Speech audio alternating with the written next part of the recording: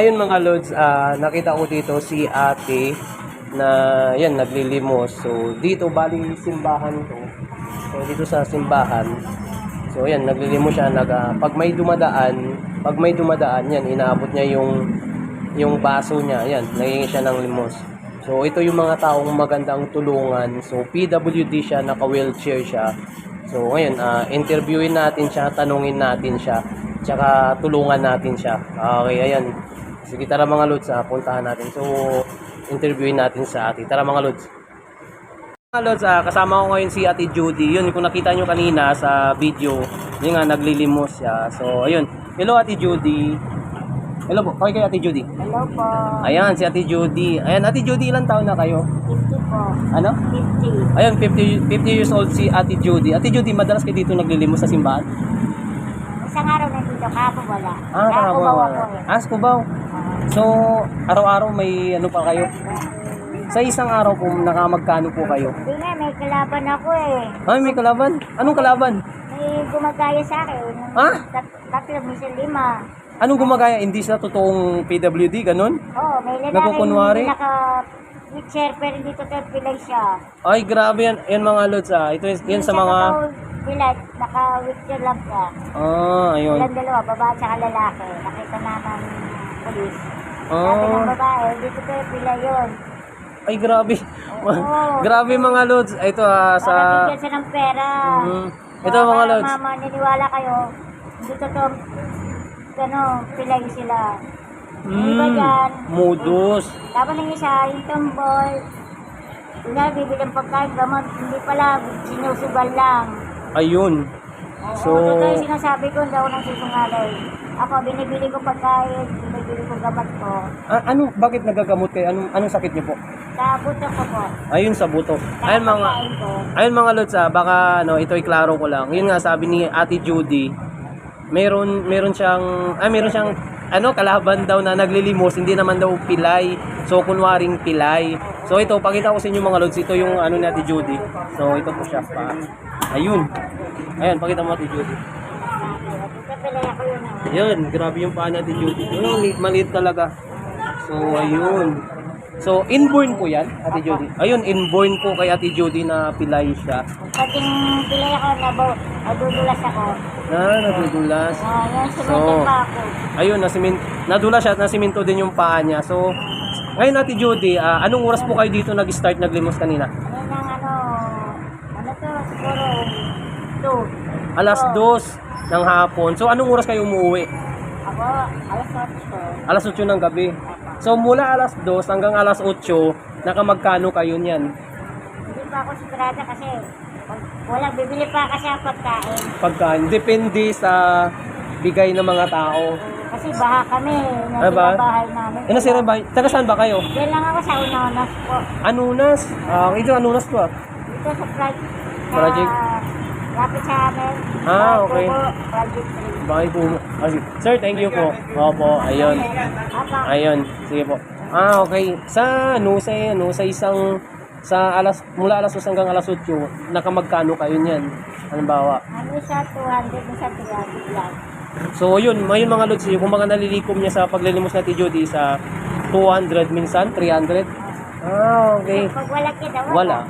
So, sa 200 or 300, ano nabibili nun na Bibili pagkain? ako pagkain ko. Bigas, ganyan. Bigas, ulam. Ulam, bigas, ulam. Dalawa. Sino kasama niyo sa bahay niyo? Ate ko panganay. May sakit rin yun. May sakit din. Puso. Anong sakit ng ate niyo? May sakit sa puso. Sakit sa puso. Ay, grabe. Bawal mapagod. Bawal kang mapagod yun. Bawal din mahingal. Bawal magalit. Bawal magalit. Oo, kasi tataas yung pressure. Grabe. So, yung ate mo nasa bahay lang.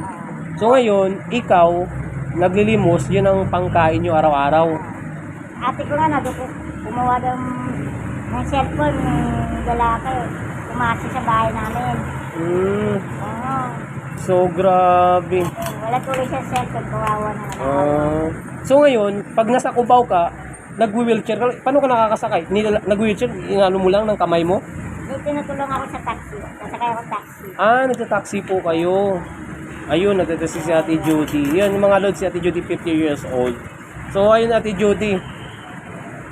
Madalas ka ba dito? Hindi.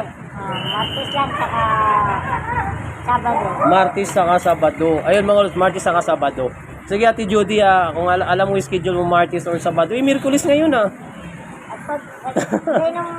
pag Wednesday dito ako. Wednesday. Sige, Martes sige. din ako. Wednesday dito ako. Ayun mga lods, sa mga viewers ko, lalo sa mga sponsor ko. So, ayun, si Ate Judy sa 50 years old, naglilimos, yung kinikita niya is 200 or 300. Yung kapatid niya kasama niya sa bahay is may sakit sa puso. So, ayun. Ayun Ate Judy, bibigyan ko ng pera sa inyo, pero galing to sa mga nagmamahal din sa atin. Okay? Okay, sige, wait lang. Kunin ko sa'yo. Ate Judy. Ayun mga lods, bibigyan natin si Ate Judy ng 500 pesos. Ate Judy, sa inyo po yan. Salamat po. Gusto ko lang din mag-thank you sa sponsor natin kay Ma'am Gwendolyn dyan sa South Dakota, USA. Ayun Ate Judy, okay lang ba mag-thank you tayo kay Ma'am Gwendolyn o sa Billmore? Salamat po sa inyo lahat. Kay Ma'am Gwendolyn. Ma'am Gwendolyn, salamat po sa inyo. Tulong sa akin. Ayun. Sa akin, sana pakitulungan nyo naman kami. Kasi bahay namin sira. Ayun. Mas malaki gastos namin, wala kaming pera. Para naman sa akin. Sige, pakita mo Ate Judy yung pera. Yung 500 ka na pakita mo. Salamat po, bigay niyo sa akin 500. Ayun. Tulong sa pagkain. Ayun, Wala malaking. kasing pagkain. So, anong gagawin niyo sa 500 pesos, Ate Wala Judy? pagkain, kaya gamot po. Gamot. Anong gamot niyo po? Gamot ko sa buto. Buto. Ano yun? Sa gamot ko sa buto. Anong pangalan? Bibilang kita ngayon sa Mercury Drug. Hindi, meron ko sa naiwan ko yung tuloy. Hindi mo alam yung pangalan? Hindi nakalimutan ko. Hindi ako. Pero pinapakita mo lang yun sa Mercury Drug. Apa. So sayang, bibilan sana kita dun sa Mercury Drug para hindi mo na kailangan pumunta ng Mercury Drug. So ayun mga Lods, ayan Lods, Gwendolyn o sa Billmore, and thank you. Yung 500 pesos na inabot nyo is malaking tulong na rin po yun kay Ate Judy. Ngayon, bibili niya daw po yun ng gamot or pati pagkain, gamot sa buto niya. So, nagsasaing kayo, nagluluto, ganyan. Wala na kami kasi. Ubus na yung gas. Hindi na kami kasi. Grocery. So, sige. Ayan mga Lods, sige Ate Judy, ganito gawin natin. Di ba, inabutan kita ng 500. Sige, bilang kita ng bibili ako ng pang-grocery or ano. Okay lang ba yun? Apa. Okay, balikan kita dito, ha? Apa. Okay, ayan. Ayan, Lods Gwendolyn, grabe, napakabuti ng puso nyo. Yun sa lahat ng mga sponsor natin, hindi lang si Lods Gwendolyn. Ayan, ito yung mga taong sarap tulungan. Sila, tulad ni Ate Judy, may sakit sa buto. Yun nga, nag-wheelchair siya. Ito po siya. So, ayan. Sige. Sige, Ate Judy, balikan kita. Okay? Salamat. Okay, ayan. Sige, ayan mga Lods, balikan ko sa Ate Judy. Bila natin ng grocery sa Ate Judy. Mga Lods, binila natin si Ate Judy. Ito Ate Judy, binilang kita ng whole bread, wheat bread. So maganda yan sa inyo. Tapos ito para may palamang ka din.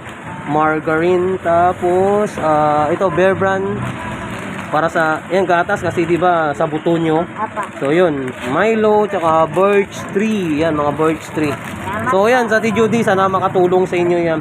Yan, sana makatulong yan sa inyo Ate Judy. Yan Ate Judy, ano masasabi mo kay Ma'am Gwendolyn? Yan, gusto ko lang mag-thank you kay Ma'am Gwendolyn.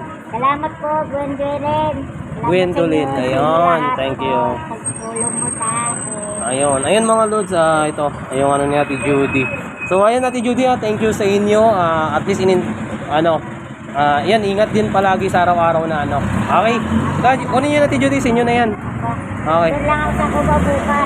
Ano na? Cubao. Sa Cubao kayo bukas. Ayun ko, may schedule pa sa Ate Judy pag sa Cubao siya. So hanggang oras kayo sa Cubao? Hapon ako. Hapon.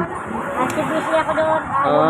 RCBC, madami niya kayong dala So, ayun Ate Judy, thank you Ayun mga Lods, paalala ko lang, always natin piliin maging mabuti sa kapwa. Ayun, God bless Ate Judy. Bless. Ingat po sa inyo lahat. Ayan.